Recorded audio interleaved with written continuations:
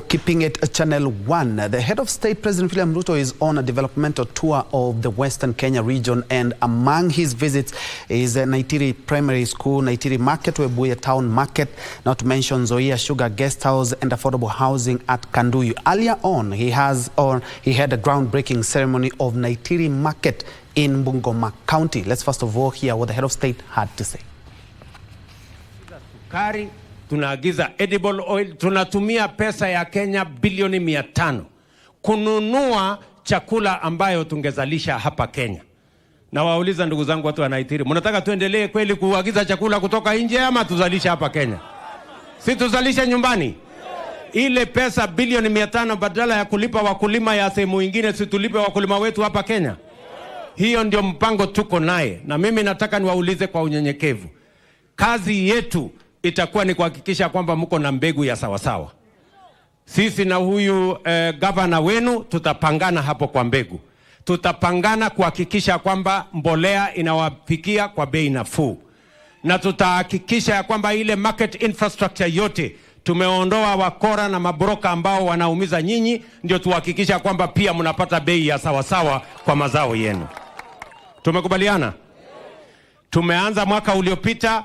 Muliona ya kwamba mambo ya mahindi ile tulikuwa tunazalisha magunia milioni 40 kila mwaka, kwa sababu ya ile kazi ilifanyika last year, kwa sababu ya mbegu, kwa sababu ya mbolea tulipunguza gharama na Mungu akatujalia mvua. Hiyo mahindi tulitoa from 44 million, mwaka huu tumefikisha 61 million bags ambayo umetoa shambani. Nia yetu ni kusukuma next year. Tunataka kufikisha kwa mapenzi ya mtu, kwa mapenzi ya Mungu 75 million bags this year. Ndio tuhakikisha kwamba ile mahindi tunaagiza kutoka nje tunasimamisha, wakulima wetu watuzalishie mahindi, tununue kutoka kwao, ndio Kenya iweze kwenda mbele. Tumekubaliana? Ya pili ni hii kilimo ya miwa. Mimi nimekuja leo mambo ya Nzoia. Si namna hiyo? Tayari tumeweka milioni 300 kulipa wakulima wote. Kabla mimi sijaondoka Bungoma leo, hakuna mkulima atakuwa na deni. Kila mkulima atakuwa amelipwa. Si ndio? Lakini mimi nataka niwaulize vile vile. Tumekuwa na matatizo makubwa sana na mambo ya kilimo ya miwa. Mkulima anapeleka miwa yake, anangojea miezi 4, 5, 6, miezi 10. Iko biashara inaendelea namna hiyo kweli? Ndio nimesema hii kilimo yetu ya miwa, kwa sababu tunatumia pesa nyingi na wakulima wengi wanahangaika, na kwa sababu tunatumia pesa nyingi kuagiza sukari kutoka nje, lazima tuwe na mpango kamili ya kuzalisha mambo ya kilimo ya sukari hapa Kenya. Tuzalishe miwa vizuri, tuhakikishe ya kwamba tunawapatia wakulima msaada wa kutosha, mbegu ya sawasawa, tuwapatie mbolea kwa bei ya chini, na tununue miwa yenu ikiwa tayari, sio ya kungojea ati mpaka unaohongana ati ndio miwa yako ikuje ikatwe. Sijui kama tunakubaliana. Na sababu hiyo tunaweka management mpya. Hii management ya zamani ya kutuhangaisha hawalipi mkulima. Mimi nimekuja kulipa mkulima kwa sababu gani? Na mkulima alipeleka miwa yake. Miwa ya mkulima ilienda na nani? Si ni kweli? Sasa mimi nimeenda kutoa pesa ya serikali, pesa ya kuja kulipa mkulima, na mkulima alipelekwa miwa yake Nzoia. Ilienda na nani hiyo miwa ya mkulima? Si lazima tukubaliane? Alafu isitoshe, sio ya kwamba ati hajalipa mkulima peke yake, hata wafanyikazi hawajalipa. Sasa mimi nauliza, hii sijui ni. Sasa wewe umepatiwa miwa, mkulima haujamulipa, mfanyikazi haujamulipa. Sasa hii ni nini? Mnataka tuendelee na hii barabara? Hapana. Ndio mimi nataka nikubaliane, na nimekubaliana na viongozi wenu, tutaketi chini until we get the correct formula. Kwa sababu mbona hizi kampuni zingine ya watu binafsi wanalipa wakulima, wanalipa wafanyikazi? Kumaanisha kilimo ya miwa haina matatizo. Ile iko na matatizo ni usimamizi mbaya. Na nimesema as the head of state, Dr. William Ruto there On his 4-day working tour, he was speaking earlier on at Naitiri Market. And among what he has been able to talk about, and especially for farmers, 500 billion shillings to be saved by the country if we stop importing food. And only that can be done in regards to the farmers being provided seeds and fertilizer. He has also talked about the sugar wars in the region and said that before his tour is concluded in the region, every farmer will be paid. And for the Njue farmers, they have a package of about 300 million shillings to pay the farmers and other pending bills. A more detailed report later on. Elsewhere, Water, Sanitation and Irrigation Cabinet Secretary Zachary Njue has reiterated the government's commitment to work with private entities in far-flung areas in the counties to provide safe, clean and affordable water. He said this is in line with the government's goal of increasing the number of Kenyans accessing tap water from the comfort of their homes. He was speaking in Tharaka Nithi County when he commissioned a water project built in collaboration with the Tharaka Nithi County government and partners, including E-Water and Maji Popote.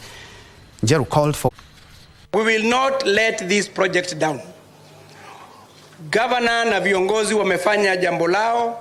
Kwa hivyo letu kama wananchi ni kutunza na kuhifadhi na kushikilia kwa makini sana huu mradi, ili wakati utapokuwa ukienda katika sehemu nyingine kokote hapa nchini, tutakuwa tukisema huu mradi ulianza Tharaka Nithi Nkondi Ward.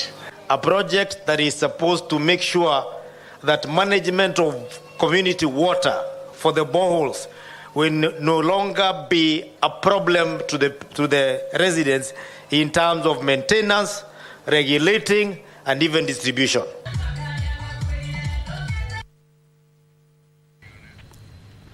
Elsewhere, the shareholders of Komodhai Coffee Farmers Cooperative Society in Githunguri, Kiambu County, have resolved to unite to revive the cooperative society, which is plagued by corruption. During the annual general meeting at the society's headquarters at Komodhai Coffee Mills, the farmers vowed to push for the prosecution of directors who are behind the loss of millions of shillings. They also resolved to push for an increased window of marketing their coffee products.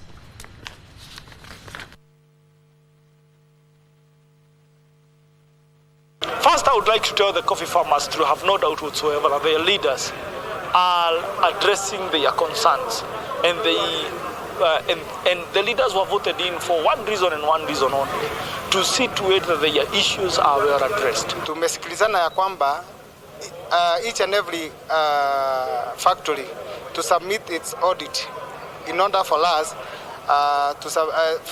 for easier work of our auditor.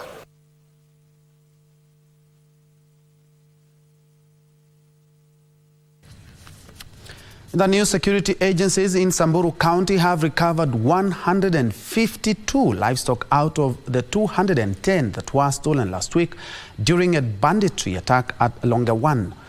The recovery was successful due to the cooperation between the security team and local leaders.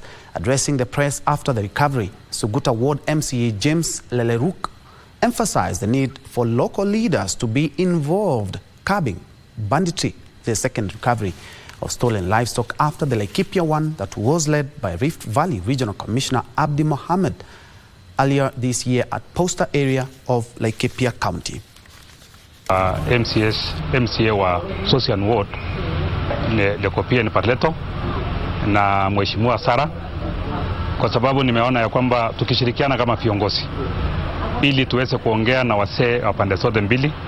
Nataka kushukuru kusema ya kwamba kuna mbuzi yangu ilikuwa imeibiwa area ya Longewan, mbuzi zaidi ya 210, lakini kwa uwezo wa Mungu na kwa uwezo ya leaders wa Laikipia pamoja na wasee wa amani wa Laikipia, tumeweza leo naweza sema ya kwamba tumerikafa mbuzi 152. Nashukuru sana wazee pamoja na serikali kwa kurudisha mbuzi ambazo zilirudishwa. Nashukuru viongozi kwa mbuzi ambazo zilipatikana upande hiyo ya Maya, mbuzi 165 ambayo imerudishwa, na hiyo imerudishwa sababu ya watu kuongea. Nataka kutoa mwito kwa viongozi wote kwamba mifugo ikiibiwa aidha ya Samburu ama ya Mpokot ama ya Mturukana ama ya mtu yeyote, tuache mambo ya mapunduki.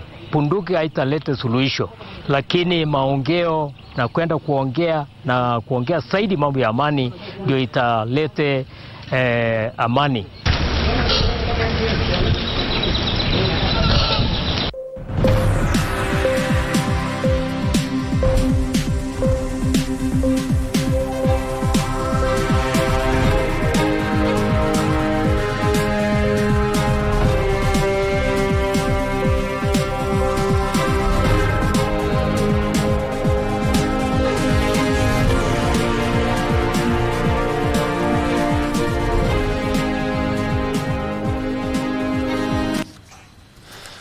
It's time to make sense of shillings and cents in business, where we begin with dairy farming. The first public embryo facility is set to start operations this year in efforts by the government to boost milk production from the current 5 billion litres annually to 12 billion litres.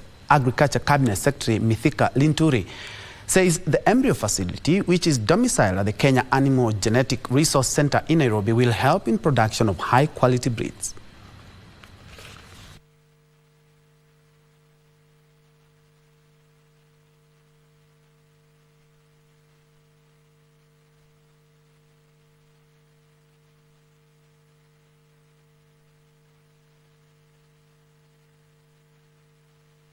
I'm going to give you 60 semen at a price of lower than 3,000 shillings. Ili mkulima umpatie mbegu ikiwekwa inatoa kike.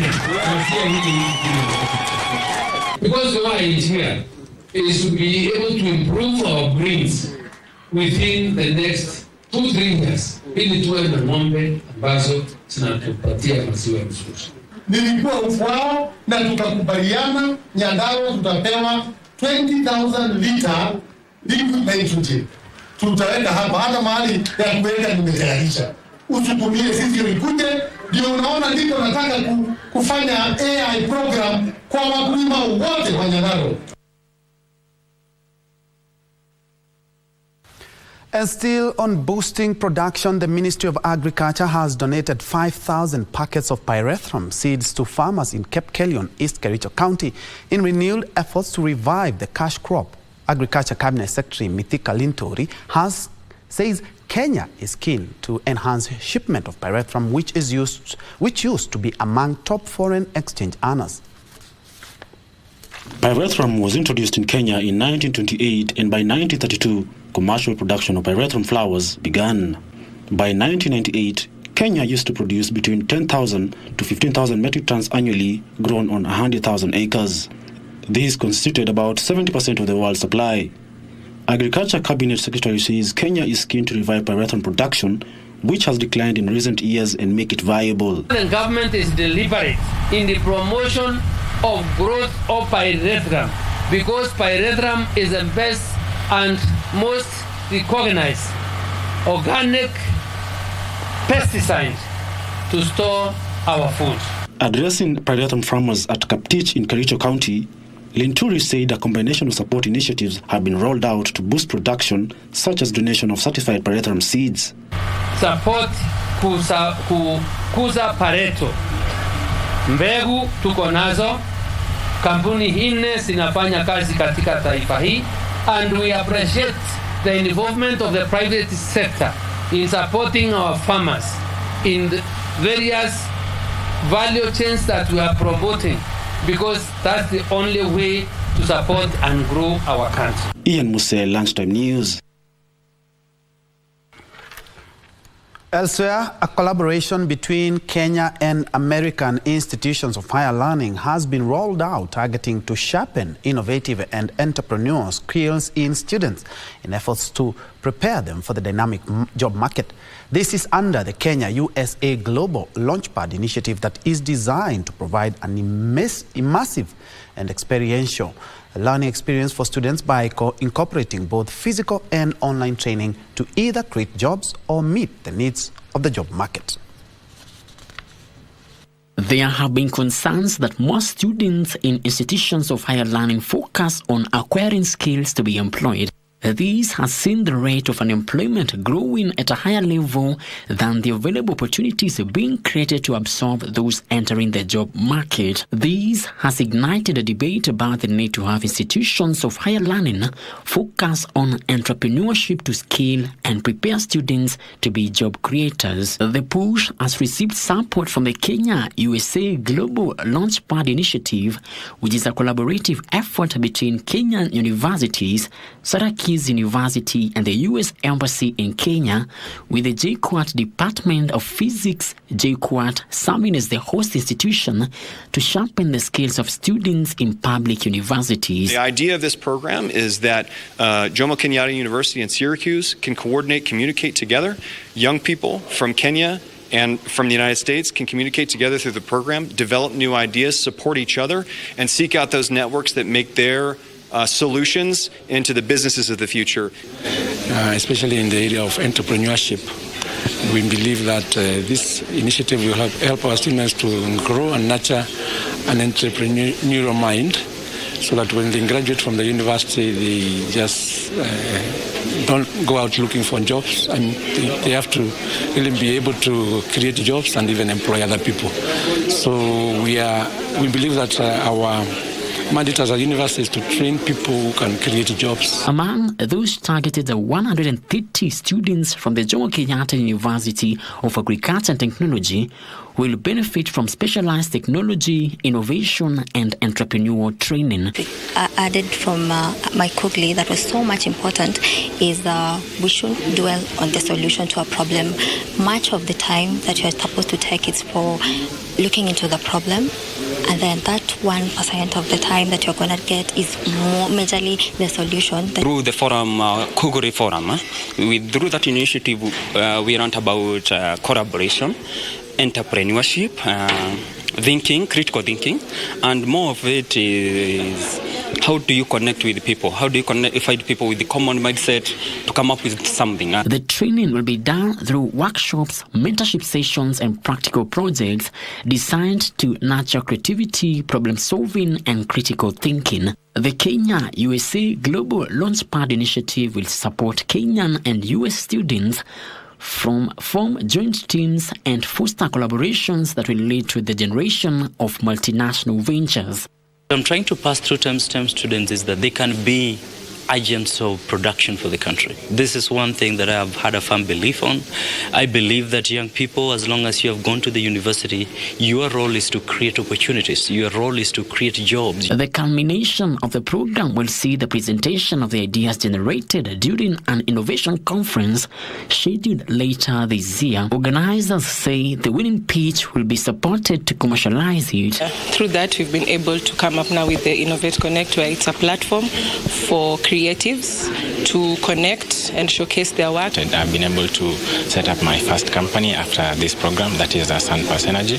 So what we're doing, basically, we are providing solar PV services. And what stood up for me mostly was the networking, and more specifically in my startup, Mycora. Those behind the program believe it could be used as a benchmark for future collaborations on how students in different countries can work together in tackling challenges that the society faces. Frederick Moki for Lunchtime News. Institutions and households in Kenya are increasingly tapping renewable energy resources or sources such as solar systems to power some of their energy needs as the sustainability agenda gains popularity amid the adverse effects of climate change. This is among steps Kenya is taking in its target to reduce carbon emissions by 32% by the year 2030, as Trevor Ngendo reports. As environmental concerns continue to gain prominence across the globe, the adoption of solar power by institutions and households in Kenya is growing. While households are embracing solar systems for water heating and lighting, institutions are, on the other hand, embracing solar energy to power low-energy appliances and lighting. Some institutions and shopping malls have even converted the roofing of their parking bays to solar system that taps solar rays to generate energy to power some of their operations. The target is to reduce power bills paid to Kenya Power, as well as sustainably and responsibly manage their operations and practices in a manner that reduces carbon emissions. We've actually seen quite a number of farmers take up solar energy. We have dairy farms that have come to us looking to reduce on their energy consumption, and these are people who are also producing milk.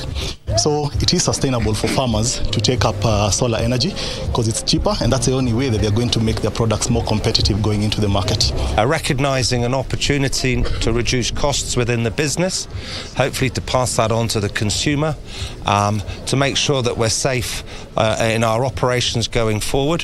He says even though the initial investment in a solar system may seem substantial, the long-term benefit far outweighs the upfront expenses. We're looking at a sort of the 30+ million shilling saving per annum going forward, and I think there's opportunities to be more efficient here as well.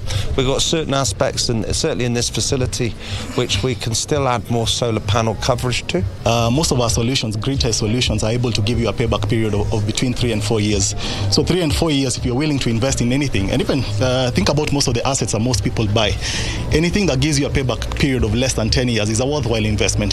Livestock Principal Secretary who officiated the handover of Kenchik's solar power project by Chloride Exide said the government is keen on investments that will help reduce carbon footprint to power Kenya's drive towards a greener future. It's all about awareness. We have programs. You had this was a government-to-government program with the Japanese embassy, so we also have programs with several partners that will be able to give solar products as inputs to our farmers. The solar panel systems has been successfully installed at Kenchik, and so we hope that the number of JCM projects between Kenya and Japan will be increased. The 1.32 megawatt solar plant is expected to reduce electricity supply interruption, especially at its hatchery, which requires a steady supply. Trevor Ngendo for Lunchtime News. Now, low adoption of artificial intelligence in offering healthcare services has been blamed on resistance by patients, low technical skills among service providers, and inadequate infrastructure. Penda Health CEO Stephanie Kozela says medical professionals could be trained on and equipped on how to take on human-centric AI approach where people's well-being remains a priority. Our conversation today, we don't only talk about generative AI, but we also talk about some of the opportunities that exist that maybe we've already integrated into practice, so as to bring all of us together to not be fearful in our approach to this new technology. The national government has begun the verification of pending bills owed to suppliers and contractors dating back to the year 2005. The exercise, led by former Auditor General Edward Ouko, will take 2 months, then a report presented to the Treasury for valid bills to be paid.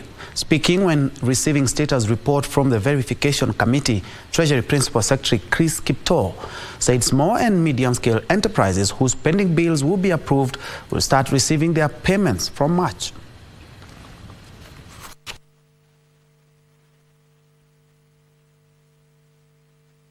The pending bills we are getting, it really cuts across the interest of those who have done business with government or those who are owed money by government.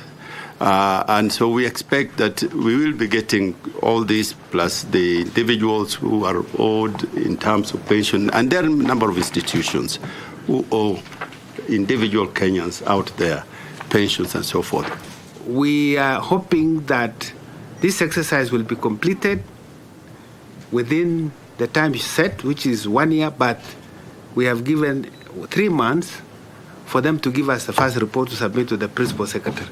And so that 3 months ends in mid-March. And for us, this is a welcome intervention, because then in the long run, it will help us unlock that bottleneck, and we then get into a position where we are able to give the services that are much sought after by wananchi.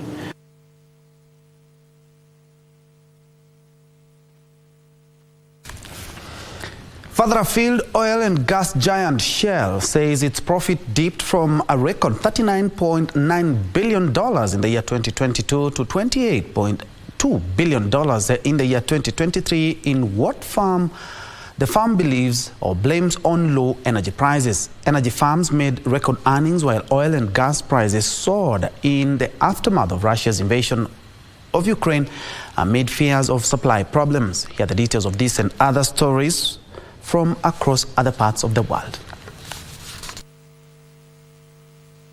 Shell said its profit figure for last year was a result of lower oil and gas prices, as well as lower volumes being traded and lower margins for refining. In 2023, Shell saw higher liquefied natural gas trading. Many European countries turned to liquefied natural gas as an alternative source of energy after Russia cut its supplies of natural gas to the continent. As a result, Shell posted profits of $7.3 billion in the final 3 months of 2023, but was down from a record $9.8 billion in the same period the year before. Elsewhere, some Chinese automakers have had to delay deliveries of flagship models due to production issues with a computing unit made by tech giant Huawei. Chang'an Auto and Chery Auto, both of which have partnered with Huawei in developing their premium electric vehicle brands, have lodged complaints and are in talks to resolve the issue. The problem comes at a time when Huawei is seeking to secure more investors for its 4-year-old intelligent automotive solution business unit that it plans to spin off. Chang'an Auto has said it plans to own up to 40% of the new company. Finally, Deutsche Bank smashed fourth quarter earnings expectations, reporting net profit of 1.3 billion euros and announcing a further 1.6 billion euros in shareholder returns for 2024. The quarterly net profit figure marked an almost 30% fall from the same quarter a year ago, but was significantly higher than the 785.61 million euros expected. The German lender also announced plans to hike share buybacks and dividends by 50%, returning a total of 1.6 billion euros to shareholders. As part of a 2.5 billion euro operational efficiency program, Deutsche Bank said it expects to cut 3,500 jobs, mainly in non-client-facing areas.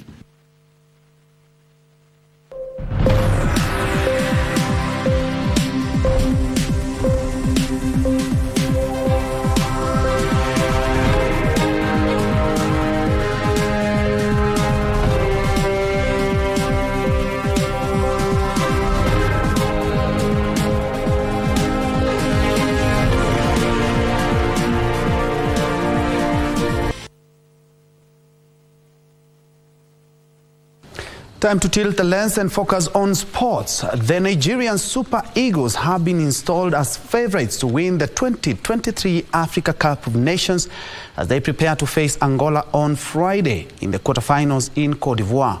The finals of the Africa Cup of Nations are being televised live on KBC Channel 1, Y254 and all KBC affiliate radio stations.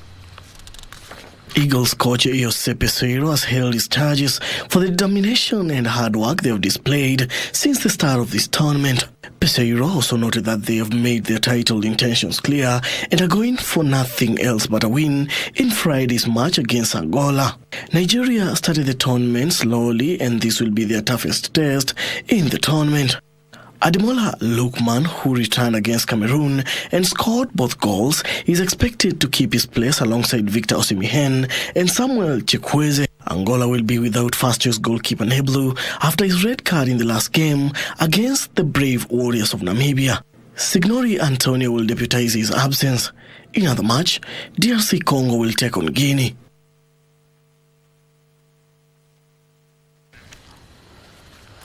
Flyback Marcus Smith has been ruled out of England's opening Six Nations rugby match against Italy this Saturday after suffering a calf injury in training. Smith was seen limping out of training on crutches on Monday and is the latest addition to the squad's growing list of injuries. England were already heading to Rome without their midfield powerhouses who helped third place finish at last year's World Cup. With additional absentees on the back row, head coach Steve Brothwick is set to select several new call-ups for the squad this weekend, including Northampton's informed Finn Smith, who helped his team to the top of the Premiership this season. There is the trademark little skip for England, and that a second success, and Marcus Smith He's enjoyed that. The ruthless streak has returned for England. To Need for Speed, Formula One has rejected Andretti's Autosport bid to enter the sport as a competitor in the year 2025 or 2026. Andretti has spent several years investing in their infrastructure and has reportedly employed over... Our Saturday night fight. Andretti Autosport is embracing heritage. The 1978 Formula One world champion and father of Michael Andretti, the company's owner, said he was devastated. Let's wrap it up with EPL. Conor Bradley produced a memorable display by scoring his first Liverpool goal and grabbed 2 assists as the Reds beat Chelsea 4-1 to maintain their grip at the top of the English Premier League table. Meanwhile, Erling Haaland was upstaged by his return from injury by fellow striker Julian Alvarez as Manchester City strolled to a 3-1 victory over Burnley. Take a look. He does! Sheer persistence creates a goal for the man who can't stop scoring. He has, you know! What a goal from the youngster! What a moment for him at Anfield! The cross on the run, it's absolutely brilliant! What a goal by Dominic Szoboszlai! Teed up once again. Bunku scores. It's a really nicely taken goal. And Luis Diaz is arriving! And didn't he arrive? With perfect... Of all players up from the back, but now he finds Alvarez, and City find the feet off the training ground onto the pitch, and 2 goals in 6 minutes. Alvarez, well, he'd love to get the chance. Rodri! And, well, it's been bundled in by... And those big wins by Liverpool and also Manchester City takes us to the end of this news coverage. Thank you so much indeed for watching us. But don't forget the live AFCON Cup or Africa Cup of Nations resume tomorrow, the quarterfinals. Remember, right here on KBC Channel 1Y254 and all radio stations that are under the KBC stable. My name is Bentroy Njue. Anne Wangeshi has been on sign language interpreter for this live newscast. More news at 4, 7 and also 9. Do have a good one.